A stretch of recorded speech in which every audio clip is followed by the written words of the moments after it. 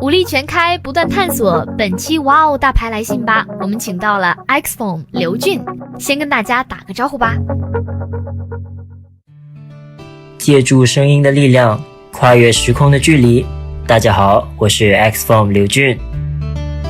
6·1的时候，你在微博上 po 了一个，你说是刚开始学编舞时，无数只被否掉的童年回忆之一的视频，可以跟我们分享一下这个视频背后的故事吗？就是刚开始学编舞的时候，会有很多不同的作业吧，我需要不停地完成不同长度、不同风格的编舞作业。这一支舞是现在手机里剩下的唯一的血汗了。在你编排的众多舞蹈之中，哪一支是你印象最深的？印象最深的是 A Million Dreams 吧，因为当时很喜欢《马戏之王》这部电影，我在看了3遍以后就决定要编这一首歌，然后当时自己编着编着还被自己感动到哭了。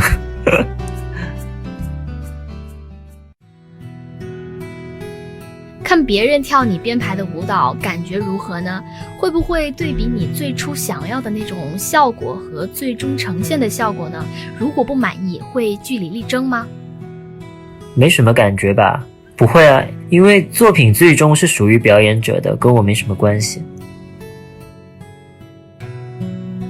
你曾经说做说唱歌手是你最初的梦想，来参加比赛也是因为觉得再不疯狂就老了。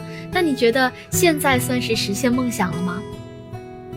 当然算啊。接下来的工作重心还是会放在舞蹈上吗？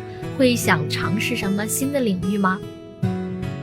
舞蹈是我所擅长的领域，它永远都会是我工作的一部分。但从去年开始，其实重心可能会更多的放在学习新技能和探索新领域上。比如我现在也开始有在培训一些新人。下一个舞蹈视频已经预告了很久了，什么时候可以看到呢？这一支舞其实已经拍了很久了，可是怎么改都觉得不满意，所以在考虑重拍。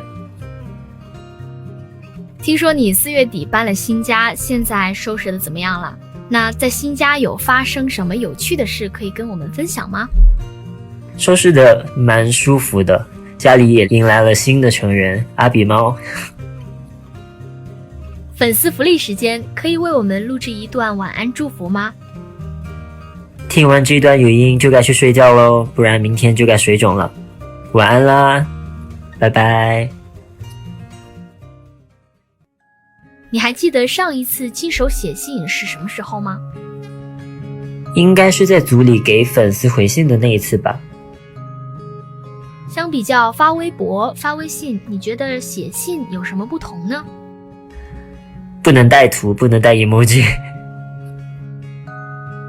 你觉得作为公众人物，跟粉丝之间应该保持怎样的相处之道呢？我觉得就是之前说的，不太远也不太近的距离。以前有收到过粉丝的来信吗？印象最深刻的是哪一次？每封信我都有好好的收藏起来，时不时的重温。最后推荐一些不错的美食给到粉丝吧。一切和巧克力有关的甜点，绝对不会踩雷。我们提前进行了粉丝来信征集，收到了许多手写信和他们想对艺人嘉宾说的话，也都收集好交给了艺人嘉宾。接下来就由他亲自翻牌，并且进行回信吧。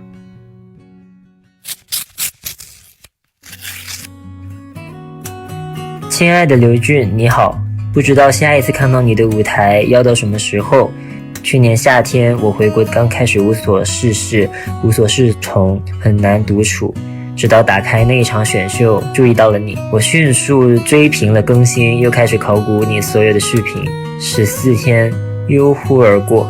专业舞者和普通人真的不一样，你的肌肉控制力让我觉得我好像已经是半个瘫痪了。负重1万斤长大那一支舞看得我流泪满面，虽然当时不知道故事原型是谁，却被你化身的那个小孩感动，他的挣扎，他的渴望都让我产生了强烈的共鸣。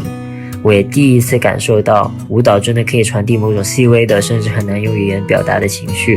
最后最令人高兴的是，你们终于大声宣布自己是 Xform 的时候，我就在现场。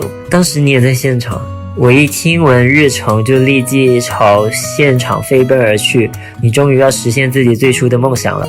我周围的小伙伴都和我一样开心，我们一起把嗓子都喊哑了，终于等到了。你说再不疯狂就老了，但我觉得这是最后一次疯狂。你的无数舞台累积和现在种种，也许都是为了一个更广阔的未来，以后一定会有好事发生的，一只小蝴蝶。很高兴收到你的这个来信，我有好好阅读，这份心意我也收到了，然后下面由我来给你回信，请查收哦。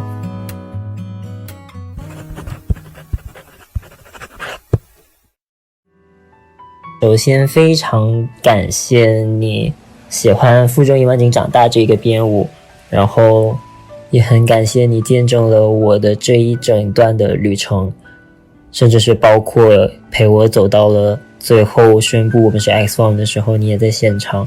我觉得这个是让我特别动容的吧，就是当时我在台上的时候，心里所有的想法就是，如果有一天我老了，就是我可能有一天我也会慢慢的变得记性不好嘛，我可能自己也不记得了我有这样的一段经历。如果有人能站出来，就是非常肯定的告诉我当时看到你怎么样，然后我见证过你怎么样，我觉得就是一切都是值得的吧。最后还是要化成一句谢谢2个字，谢谢你陪我走过了这一段路。我也不知道未来我会变成什么样子，我会走上哪一趟的旅程，然后也希望你能够一直见证着我的每一段旅程吧。